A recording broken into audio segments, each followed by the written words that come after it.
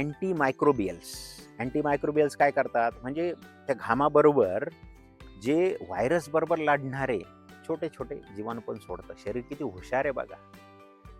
म्हणजे जर तुमच्या शरीरावर काही पडलं ज्याचं व्हायरसचं आहे, तर त्याला तिथंच किल करून टाकते, आत जाऊ देत नाही बॉडीमध्ये.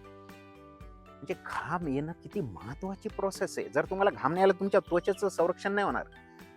आणि हा शरीराचा सगळ्यात मोठा सेन्सर आहे. समजते ना, पूर्ण बॉडी ही सेन्सर आहे. काही टोचलं, काही झालं, लगेच कळतं आपल्याला. त्वचा सगळ्यात महत्वाची आहे बघा. सगळ्यात मोठा ऑर्गन आहे हा. डॉक्टर लोकांना विचारणार, सगळ्यात मोठा ऑर्गन कुठला? त्वचा. सो तिचं रक्षण करण्यासाठी निसर्गाने स्वतःची व्यवस्था बनवलेली आहे. अँटी मायक्रोबियल्स असतात, त्याच्यामुळे ते व्हायरसशी लढतात. आणखी चौथा फायदा आहे बघा घाम येण्याचा, भरपूर महत्वाचा आहे तो. बघा, इंटरेस्टिंग आहे. आपल्याला ज्यावेळेस स्ट्रेसमध्ये